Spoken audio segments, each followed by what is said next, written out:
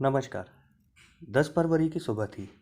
Gwalior high court परिसर में रोज की तरह कार्रवाई चल रही थी, मगर आज माहौल कुछ अलग था। पॉक्सो विशेष न्यायालय कोर्ट के बाहर लोगों की भीड़ धीरे धीरे बढ़ती जा रही थी। एक बेचैनी, एक सस्पेंस, जैसे किसी बहुत बड़े खुलासे का इंतजार हो। सभी की निगाहें उस दरवाजे पर थी, जहां से आने वाला मामला एक साधारण केस नहीं, बल्कि न्याय व्यवस्था और समाज दोनों के लिए एक चुनौती था। आज अदालत में वो होने वाला था जो रोज़ नहीं होता और शायद होना भी नहीं चाहिए। और बात भी कुछ ऐसी ही थी जिसने पूरे कोर्ट परिसर को हिलाकर रख दिया था। आज पॉक्सो कोर्ट में जिस मामले पर फैसला सुनाया जाना था, वो एक ऐसी मासूम बच्ची से जुड़ा था जैसे किसी पराये ने नहीं, बल्कि उसकी अपनी माँ और सगे भाई ने देह व्यापार के दलदल में धकेल दिया था। एक वो माँ जो बेटी की ढाल बननी चाहिए थी, वही दलाल बन गई। और एक वो भाई जो बहन की इज्जत की रक्षा करने वाला होता है, वही उसकी मजबूरी और मासूमियत का सौदागर बन बैठा। कोर्ट में आज इंसाफ का दिन था, लेकिन यह इंसाफ एक ऐसी सच्चाई से पर्दा उठाने वाला था जिसे समाज ने नज़रअंदाज किया और एक मासूम ने चुपचाप सहा। इस शर्मनाक मामले में सिर्फ माँ ही नहीं, उस मासूम किशोरी के दो सगे भाई भी शामिल थे, जिनका काम था दलाल बनकर अपनी ही बहन के लिए ग्राहक लाना और फिर पैसे लेकर उसे परायों के हवाले करना। ये वही भाई थे जिनके कंधों पर उस लड़की की सुरक्षा का जिम्मा होना चाहिए था, लेकिन वही शर्मनाक सौदे के दलाल बन गए। इतना ही नहीं, इनके अलावा दो और युवक भी इस घिनौने खेल का हिस्सा थे। वे माँ को पैसा देकर भाइयों की मौजूदगी में उस मासूम नाबालिग बच्ची के साथ अनैतिक काम करते थे। इन लोगों के लिए वो लड़की कोई इंसान नहीं, बस एक कमाई का जरिया बन चुकी थी। और उस लड़की के हिस्से में बस चुप्पी, दर्द और घुटनी आई थी। माननीय न्यायाधीश ने न्याय का आसन ग्रहण किया। उन्होंने एक नज़र कोर्ट में खड़े सभी पांचों आरोपियों पर डाली, जिनमें एक माँ, दो सगे भाई थे। इसके अलावा दो यौन शोषण के आरोपी युवक शामिल थे। सुनवाई पूरी हो चुकी थी और फिर वो क्षण आया जिसका इंतजार सिर्फ अदालत को नहीं, बल्कि उस मासूम को भी था जिसे इंसाफ चाहिए था। फिर जज साहब ने अपना फैसला सुनाया, एक ऐसा फैसला जो समाज के लिए एक संदेश बन गया। माँ, एक बड़ा भाई और मुख्य आरोपी युवक को 25-25 साल की कठोर कैद और 20-20 हजार रुपये के अर्थदंड की सजा सुनाई गई। यह वो पल था जब कोर्ट में मौजूद हर व्यक्ति की आंखों में सन्नाटा था, लेकिन उस लड़की के लिए यह इंसाफ की पहली किरण थी, जिसने उसकी टूटती उम्मीदों को फिर से जोड़ दिया। हालांकि न्याय के इस लंबे सफ़र में हर दरवाजा नहीं खुल पाया। किशोरी सपना के छोटे भाई और एक अन्य युवक को, जिस पर आरोप था कि वो पैसे देकर सपना का यौन शोषण करता था, सबूतों के अभाव में बरी कर दिया गया। कानून को साक्ष्य चाहिए, ये कानून की प्रकृति है, जहां हर फैसले की बुनियाद साक्ष्य और गवाही पर टिकी होती है।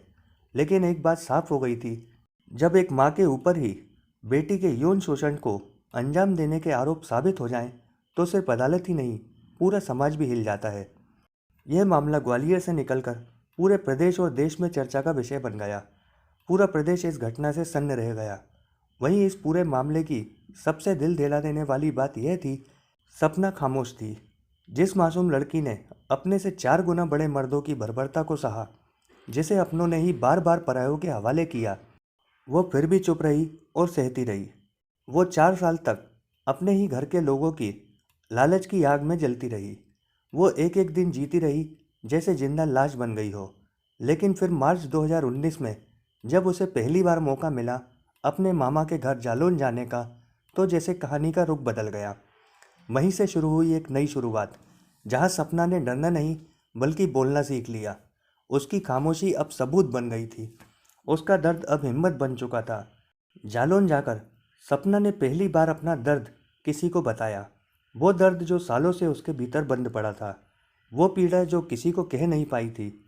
अब उसने अपनी मामी से मदद मांगी। सपना ने अपनी मामी से कहा, माँ और मेरे सगे भाई ही मुझे मजबूर करते थे, मुझसे अनैतिक काम करवाते थे। मैंने ये सब 4 साल तक चुपचाप सहा। शुरुआत में मामी को यकीन नहीं हुआ, उन्हें विश्वास ही नहीं हुआ कि उनकी नंद यानी सपना की माँ अपनी बेटी के साथ ऐसा कर सकती है। लेकिन जब सपना ने पूरी सच्चाई रो रो कर बयां की, तो मामी का दिल दहल गया। उन्होंने एक पल भी बिना गवाए अपने पति को सारी बात बताई और दोनों ने मिलकर सपना की मदद का फैसला किया। तब सपना की उम्र सिर्फ 14 साल थी। इसका मतलब सीधा था, जब सपना सिर्फ 10 साल की मासूम बच्ची थी, तभी से उसकी माँ ने उसे अनैतिक काम में धकेलना शुरू कर दिया था। जिस उम्र में बच्चों को ममता, सुरक्षा और शिक्षा की ज़रूरत होती है, उस उम्र में सपना को धोखा, शोषण और गहराती खामोशी मिली। जब उसकी मामी ने सपना के दर्द को अपने पति यानी सपना के मामा से साझा किया और उन्होंने सपना की पूरी कहानी सुनी, तो उनका दिल अंदर तक टूट गया। उन्होंने एक फैसला लिया, अब ये बच्ची वापस उस नरक में नहीं जाएगी। वहीं कुछ दिन बाद जब सपना को वापस लाने के लिए उसका बड़ा भाई दतिया से जालौन पहुंचा, तो मामा ने साफ कह दिया, अब सपना मेरी बेटी है और मैं अब उसे दोबारा उस अंधेरे में नहीं भेज सकता। जब सपना को लेने के लिए उसका बड़ा भाई आया और मामा ने साफ इनकार कर दिया, तो भाई ने सीधा सपना से कहा, अपना सामान उठाओ और चलो मेरे साथ। मगर इस बार सपना चुप नहीं रही। उसने दृढ़ स्वर में मना कर दिया। वो अब वापस उस नर्क में नहीं लौटना चाहती थी। और जब ये बात सपना की माँ को पता चली, तो उन्होंने फ़ोन कर मामा पर दबाव बनाया, कहा मेरी बेटी को घर भेज दो। लेकिन मामा अब चुप रहने वालों में से नहीं थे। उन्होंने एक ही वाक्य में सब कुछ साफ कर दिया, बहन मेरा मुंह मत खुलवाओ। और रही बात सपना की, तो वो अब कभी दतिया नहीं आएगी। उस दिन एक रिश्ते ने अपनी मर्यादा तोड़ी थी, लेकिन एक दूसरे रिश्ते ने उसे बचा लिया। सपना उसके परिवार के लिए अब कोई बेटी नहीं, बल्कि सोने का अंडा देने वाली मुर्गी बन चुकी थी। जब सपना मामा के घर जाकर उस नर्क से आज़ाद हो गई, तो उसके घर वालों, खासकर माँ के होश उड़ गए।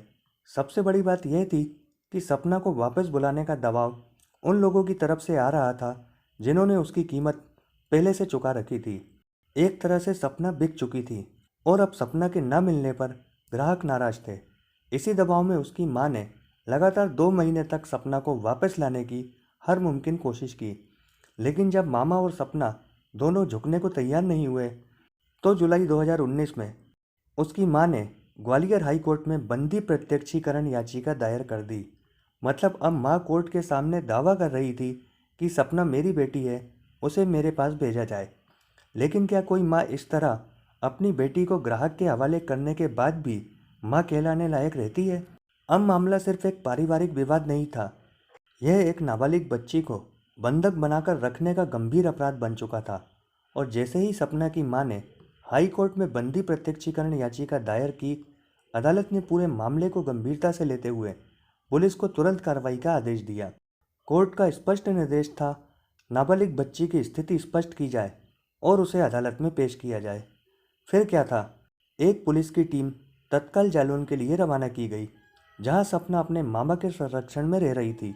पुलिस ने वहां पहुंचकर सपना को सम्मानपूर्वक अपने साथ लिया और ग्वालियर अदालत में पेश कर दिया। अब फैसला अदालत को करना था कि सपना किसके पास रहेगी, माँ के पास या उसके मामा के पास, जिसने उसे उस नरक से बाहर निकाला था। जब पुलिस सपना को लेकर अदालत में पहुंची और यह खबर उसकी माँ को मिली कि सपना कोर्ट में है, तो माँ बेहद खुश हुई। उसे लगा अब सपना को फिर से अपने नियंत्रण में ले लूँगी। उसके खिलाफ जो भी बात फैली है वो अब खुद अदालत में पलट देगी। लेकिन हुआ ठीक उल्टा। जैसे ही अदालत में सपना के बयान दर्ज किए गए, पूरा मामला एकदम पलट गया। सपना ने जज साहब के सामने स्पष्ट शब्दों में कहा, मैं अपनी मर्जी से अपने मामा के घर रह रही थी। उन्होंने मुझे कभी बंधक नहीं बनाया, बल्कि उन्होंने ही मुझे उस जिंदगी से निकाला जिसमें मेरी माँ और मेरे भाइयों ने मुझे धकेल दिया था। इतना कहते कहते सपना की आंखों में आंसू थे, लेकिन उसकी आवाज़ में हिम्मत थी। फिर उसने अपनी माँ और दोनों भाइयों की सारी करतूतें एक एक करके अदालत में बयां कर दी, जिसके बाद पूरा कोर्ट रूम सन्न रह गया। जहां एक माँ बेटी को वापस पाने की लड़ाई लड़ने आई थी, अब उसी पर अपनी ही बेटी से अपराध सिद्ध होने लगे थे। अदालत के सामने सपना ने जो कहा वह न सिर्फ चौंकाने वाला था, बल्कि समाज के लिए आईना भी था। सपना ने बिना रुके, बिना डरे जज साहब के सामने कहा, मेरी माँ ने जब मैं सिर्फ 10 साल की थी तभी से मुझे मर्दों के सामने परोसना शुरू कर दिया था। मेरी ज़िंदगी को उन्होंने कमाई का जरिया बना लिया था। यह सुनते ही पूरा कोर्ट रूम स्तब्ध था। एक माँ पर लगा यह आरोप कोई आम आरोप नहीं था, यह ममता के नाम पर कलंक था। सपना के मामा ने भी अपना बयान दर्ज करवाया। उन्होंने कहा, मेरी भांजी ने सबसे पहले अपनी पीड़ा मेरी पत्नी यानी अपनी मामी को बताई थी, लेकिन हमने कुछ समय तक यह बात छुपाई क्योंकि हमें डर था कि अगर ये सच बाहर आया तो उसकी ज़िंदगी और इज्जत खतरे में पड़ सकती है, लेकिन जब ये सच बहुत भारी हो जाए तो वह खुद रास्ता बना लेता है।